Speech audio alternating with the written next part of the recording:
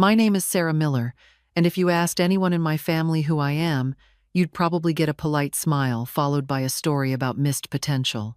I grew up in the kind of American suburb where everyone knows who made varsity and who didn't, where every family barbecue somehow becomes a resume review.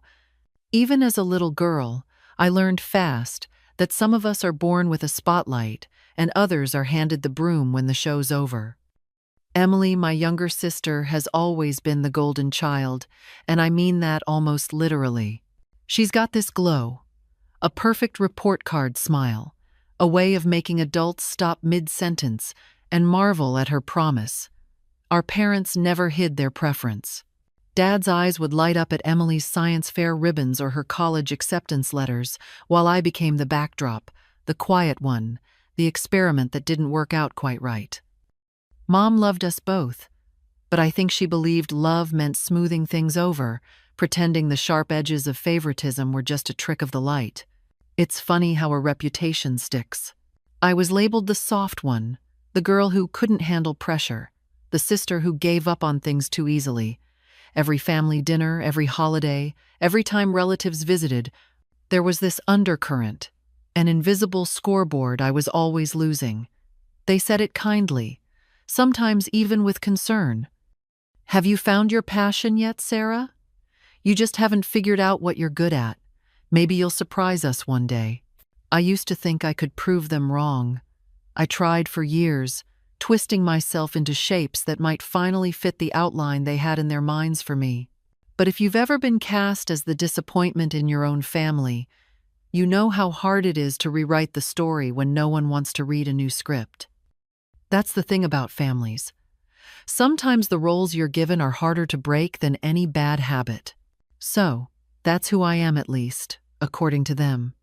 The failure, the one who never quite measured up, the cautionary tale whispered behind closed doors. But if you stay with me, I'll show you what happens when the family underdog decides she's tired of sitting in the shadows. I promise this story is more than just old wounds and bitterness. In fact, it's about what you discover when you finally stop waiting for someone else to believe in you.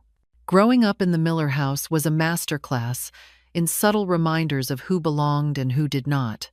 There were the obvious things, like how my parents would frame Emily's newest award and hang it in the living room, while my soccer medals gathered dust in a box under my bed. But the worst parts were smaller, woven into everyday moments, so ordinary that you'd miss them if you didn't know what to look for. I remember one Thanksgiving, maybe I was 14, when Uncle Jack asked everyone at the table what they wanted to be when they grew up. Emily said she wanted to be a doctor, and everyone beamed, toasting to her bright future. I said I wanted to travel or maybe become a writer. The table went quiet for a beat before Dad joked, "Just don't expect us to fund the adventure, Sarah." Everybody laughed, but my cheeks burned so hot it felt like the spotlight had landed on the wrong performer. These moments chipped away at me over the years. Emily was a natural at everything. Science, debate, even friendships seemed to flow to her without effort. Teachers sent glowing notes home in her backpack.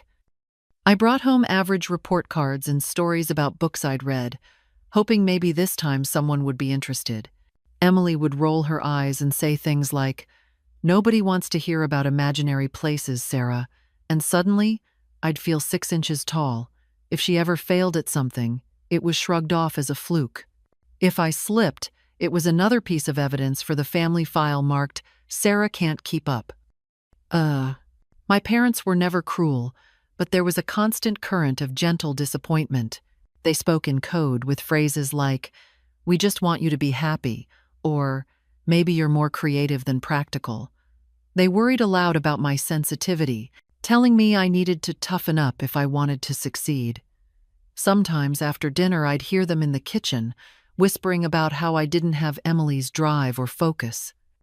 I learned to move quietly, to avoid drawing attention, because it felt safer to be invisible than to risk another lecture on all the ways I wasn't quite enough. School wasn't much of a refuge. In high school, I drifted between friend groups, always welcomed, but never quite at the center. Emily was prom queen, class president, and valedictorian in one dizzying sweep. I went to her graduation and watched our parents cry happy tears, holding each other as if she'd delivered the American dream. My own graduation, 2 years later, was smaller. They took a few pictures, told me they were proud, and then hurried home to prepare for Emily's send-off party. That night, I sat on the back porch with a soda and watched fireflies alone, wondering why being ordinary felt like a private kind of failure. Family traditions always seemed to double as public performances. Christmas meant matching sweaters for the annual photo, and every year Emily stood in the middle while I hovered near the edge. Easter brunch was a parade of neighbors and relatives, all eager to hear about Emily's scholarships and summer programs. If someone asked about me, Mom would gently steer the conversation back to Emily's latest accomplishment. It became a running joke between cousins that if you wanted attention at a Miller party, you had to stand next to Emily and hope for some of her spotlight to spill over. The label of failure became my shadow, quietly shaping how I saw myself. I stopped signing up for things I might lose. I made myself small in conversations, letting others speak first. When I did well on a test or finished a project, I'd mention it casually, already preparing myself for the lukewarm reaction. There was always a voice in my head, sometimes sounding like Emily, sometimes like Dad, reminding me that good was never quite good enough. Even as I got older, these memories stuck to me like lint. When I started college at a state university, the first in my family not to go Ivy League school, I felt the silent weight of their lowered expectations. Emily would call from her dorm at Harvard, her voice bright and full of new adventures. Our parents listened with pride, asking for every detail. When they called me, the conversation turned practical. "Are you managing your classes? Do you need anything?"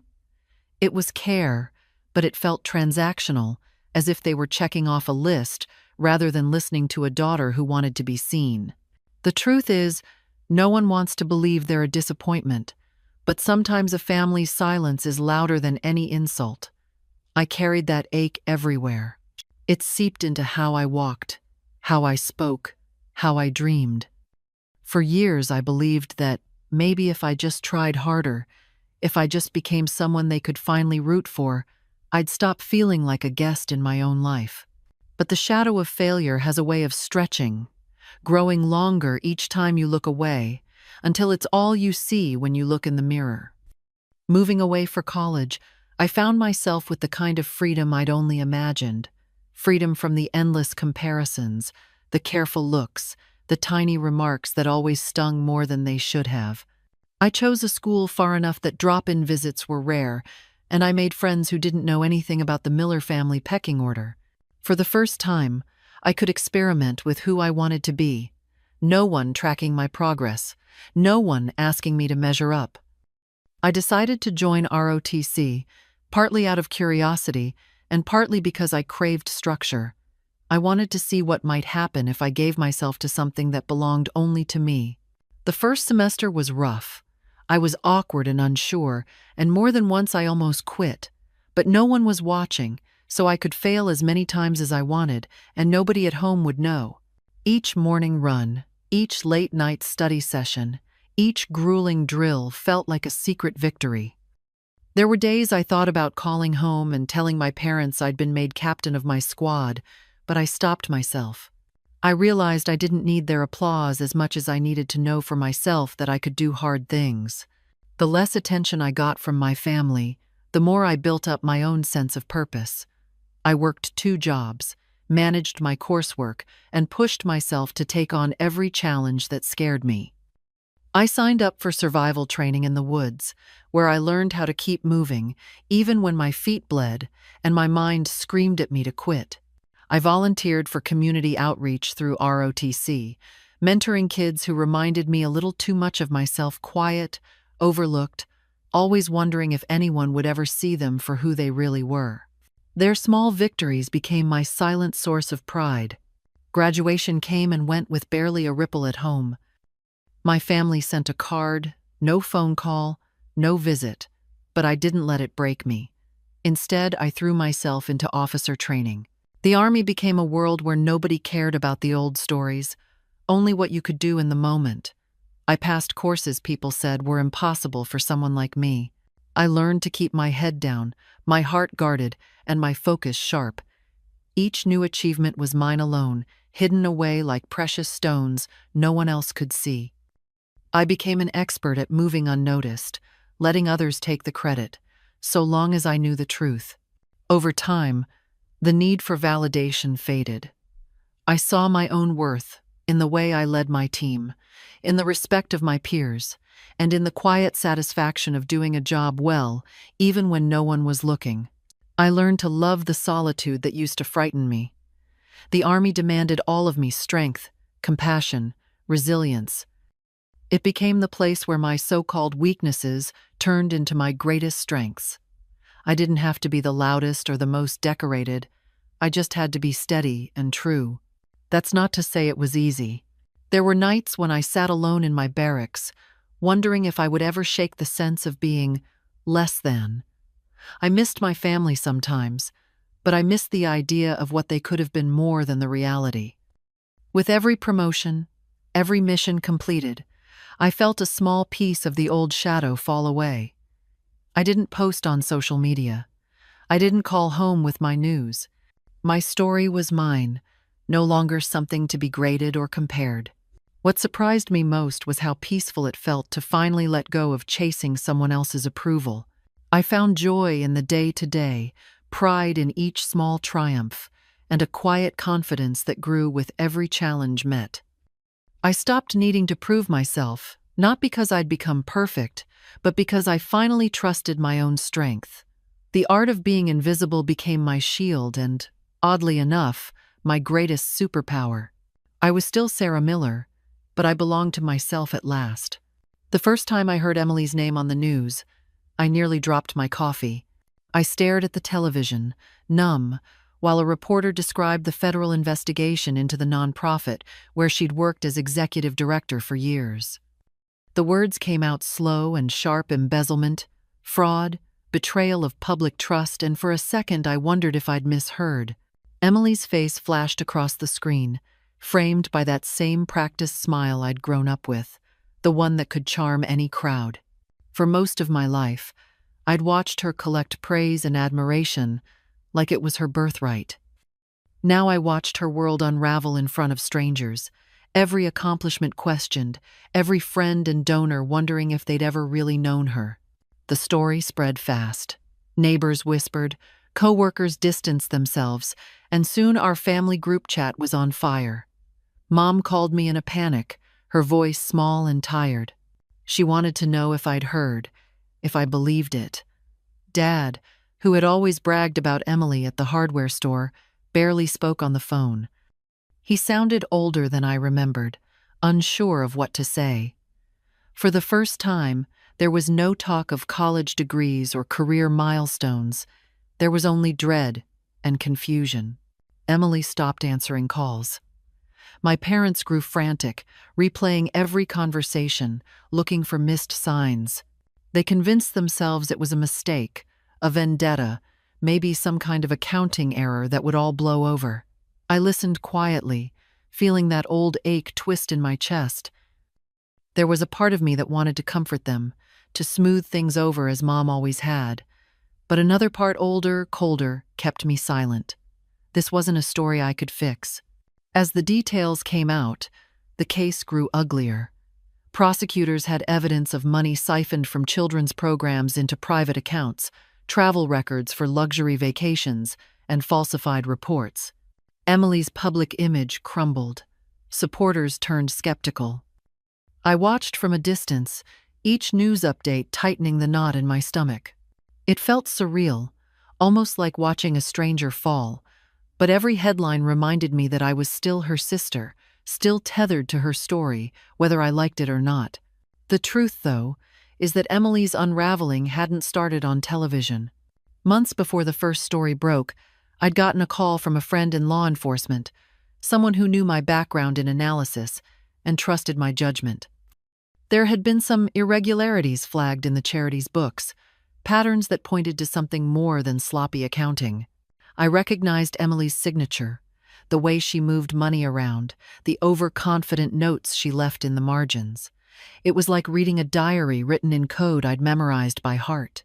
It wasn't easy to make the call that started the investigation.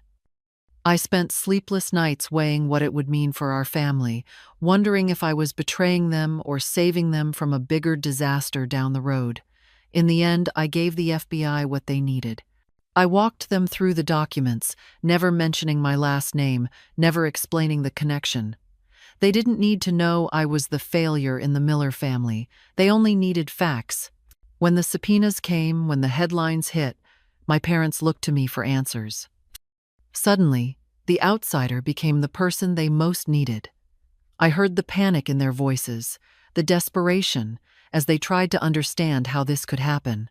Emily had been their pride and joy, the model for every family gathering, the proof that at least one of them had gotten everything right. Now they pleaded for me to explain, to help, to fix what had gone so horribly wrong. The irony wasn't lost on me. For years, I'd lived in her shadow, shouldering the weight of every comparison, every slight. Now I was the one with knowledge, resources, and the calm to weather a storm. I felt a cool sadness, not triumph. There was no satisfaction in watching my sister's downfall.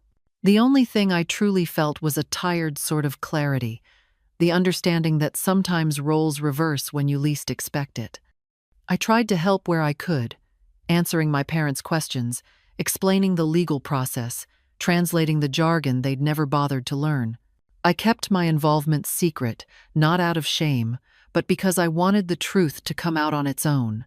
My loyalty was to justice, even if it meant tearing at the last threads of family unity. I saw Emily once before the trial. She asked if I believed the stories. I told her the truth mattered, even when it hurt. In those months, I watched the Miller family rewrite their own script. Suddenly, being invisible wasn't a curse. It meant I could stand apart, see clearly, and choose how I wanted to respond. I learned that sometimes, the hardest part of loving people is letting them face the consequences of their actions. And for the first time, I felt the full weight of my own strength, not as a weapon, but as a quiet power no one else had ever thought to look for. The morning of Emily's trial, the city felt sharper and colder than usual, the courthouse looming like something out of a memory I never wanted to relive. I parked far from the entrance and took my time walking, each step echoing with all the things my family had never seen in me. My shoes clicked across the marble, the sound steady, almost soothing, as I tried to focus on the job ahead rather than the old ghosts waiting inside. I paused on the courthouse steps, drawing in a breath and looking up at the gray sky, bracing myself for what was coming. Inside, the air buzzed with tension. I saw Mom first, clutching her purse so tightly her knuckles were white, whispering rapid prayers under her breath. Dad stood next to her, face pinched and eyes darting around as if searching for a lifeline in a sea of strangers. Our relatives hovered nearby, all stiff suits and worried glances, united by a kind of silent shame they didn't know how to wear. No one looked my way, except for a quick, awkward nod from Aunt Lisa, who had never quite known where to place me in the family lineup. I signed in with the bailiff, presenting credentials no one here would think twice about. My name meant nothing in this place, which was exactly what I needed. As I made my way toward the back of the courtroom, I caught sight of Emily at the defense table. She looked smaller than I remembered, her confidence gone, replaced by a hollow focus on her lawyer's every word. Her hands twisted nervously in her lap, nails bitten raw, and for just a second, I saw the little girl I used to share a room with, both of us dreaming about futures that now seemed worlds apart. The room filled quickly, reporters huddling near the door, and the quiet thrum of whispered speculation rose and fell like a tide. I slipped into a back row, making myself invisible in a sea of tense faces. Mom kept glancing at the entrance, as if she was waiting for a miracle to come walking through. No one noticed me, not really, and I felt the old, familiar comfort of blending into the background, hiding in plain sight. Every detail of that morning felt heightened. The soft shuffle of legal pads, the judge's curt instructions. The prosecutors checked their notes, with the calm certainty of people who had seen this kind of tragedy play out before. I watched my parents lean in, desperate for reassurance from Emily's attorney, clinging to hope that felt more fragile by the minute. There was a steady ache in my chest, a strange blend of pity, dread, and anticipation, knowing I carried a secret none of them could imagine. I let them see only what they'd always seen: the forgettable sister, quiet and compliant, there to fill a seat and nothing more. Even as my heart pounded, I kept my expression unreadable, letting the moment build.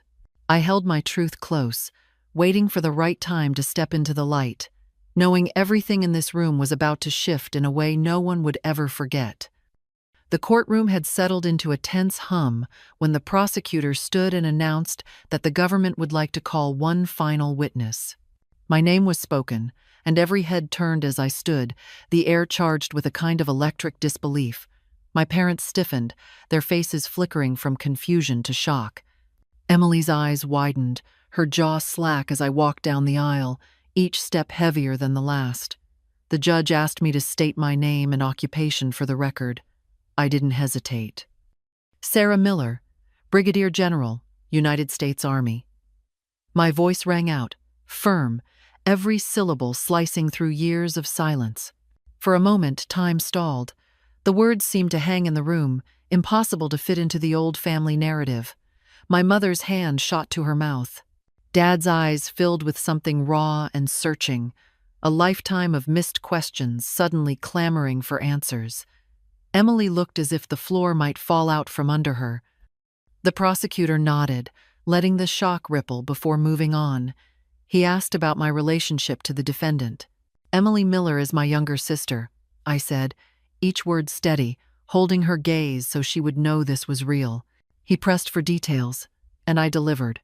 I explained my connection to the investigation, how I had recognized the financial discrepancies, and how I had guided analysts to the truth while recusing myself from direct oversight. The defense tried to object, but the weight of my testimony was already doing its work. I saw the jury watch me, their expressions shifting as the family's failure became someone entirely new before their eyes. The mask I'd worn for decades crumbled with every answer. There was no hiding now. Emily's lawyer tried to spin, tried to paint her as a victim of circumstance, but the courtroom had changed. The jury heard authority in my voice, the kind you earn from years of leading soldiers and making impossible calls. My parents stared at me as if they were seeing a ghost. I didn't look away. "You spent so long telling everyone I wasn't enough," I said quietly, "but you never asked who I really was." That line seemed to hang in the air, sharp and true, something that couldn't be explained away. Emily finally broke the silence, her voice trembling. "Sarah, please. I'm your sister." I looked at her, feeling the history between us, the games, the years of being measured against her. "I know exactly who you are," I replied. "The question is whether you know who I am." Her hand dropped from my arm. The gavel felt final. The truth was public now, and there was no going back. I stepped down, passing the defense table. Mom reached out, but her fingers hovered in the air, as if she didn't know whether to comfort me or apologize. Dad's face was gray, stunned, a man recalculating everything he thought he knew. I kept moving, steady and certain, the room behind me frozen in the aftermath of a truth too long hidden. For the first time in my life, I saw what it meant to step out of the shadow and let the world see you exactly as you are. The verdict came after only a few hours. Guilty on all counts. Emily sat motionless as the judge read the sentence, her hands trembling in her lap. 5 years in federal prison. Full restitution. She wouldn't be allowed to work with charities again. For a moment, the only sound was her quiet, shuddering sobs. My parents looked shattered, smaller somehow, as if the last pieces holding them together had splintered in front of everyone. After the sentencing, the courtroom emptied out in a haze of whispers and shuffling feet. I slipped out while reporters gathered near the steps, not wanting to be part of the spectacle. I found my parents waiting for me in a narrow hallway. Mom looked at me with eyes rimmed red, holding a handkerchief that was already soaked through. Dad tried to speak but couldn't find the words, his voice tangled up with guilt and regret. The three of us stood there in a silence that was thicker than any argument we'd ever had. Finally, Mom asked the question I knew was coming. "Why didn't you tell us, Sarah? Why keep so much of yourself hidden all these years?" I took a breath, feeling all the old wounds rise and settle. I told her it was never just one thing. It was every birthday that I watched her celebrate Emily a little more. It was every time I realized I could disappear for days and no one would notice unless a chore went undone. I said it gently, not to hurt her, but to let her finally hear what life had felt like on my side of the line. Dad asked if I could ever forgive them. I told him forgiveness had come long before the trial. I had to let go, for my own sake. But forgiveness isn't about pretending nothing happened or erasing the scars. I would always remember the years spent trying to be someone they could love out loud. I could forgive, but I couldn't forget. We talked for a long time in that hallway, as if naming the truth could mend what silence never could. I saw the weight of it hit them, the realization that the daughter they had overlooked had become someone strong and whole, but at a cost they'd never bothered to count. Mom squeezed my hand, her voice breaking as she admitted she'd been wrong about so much. Dad's apology came out rough and awkward, but it was honest, and for the first time, I believed he meant it. In the weeks that followed, our family found a new rhythm, quieter and more careful. Emily wrote from prison, letters filled with remorse and the first flickers of self-awareness I'd ever seen in her. My parents checked in more often, their calls longer, their questions less about achievements and more about how I was really doing. It wasn't a fairy tale ending, but it was something real. I found peace not in their validation but in my own clarity. The truth didn't fix everything, but it freed me. I walked out of that courthouse lighter than I'd ever been. I understood now that sometimes healing comes from finally being seen, and sometimes it's about seeing yourself, whole and unafraid, no matter who is watching. 3 months after the trial, I accepted a promotion and moved across the country to lead a new division. The work was challenging and fulfilling, filled with moments that demanded every ounce of strength and compassion I'd fought to build. For the first time, my accomplishments belonged solely to me, untethered from the need to prove anything to anyone. My parents grew quieter in their pride, their phone calls warmer, less about checking boxes and more about genuine connection. We stopped pretending our family was perfect, and in the space where old secrets used to live, something honest started to grow. I learned to forgive not by forgetting, but by making peace with my own story. Emily was released early for good behavior, and she reached out to me in a letter that sounded nothing like the sister I used to know. We talked about rebuilding, not as rivals, but as two people finally willing to start over. Healing came slowly, in pieces, but it came all the same. Looking back, I realized the best revenge was never in seeing anyone fall. It was in living well, finding joy in my own success, and finally being free of the shadow of old expectations. I learned that you can become your truest self without needing applause, and that sometimes your greatest victories are the ones you win quietly. So let me ask you this: whose approval have you spent your life chasing? And what might you find if you finally stopped and chose your own worth instead? If my story rings true for you, maybe it's time to start living for yourself,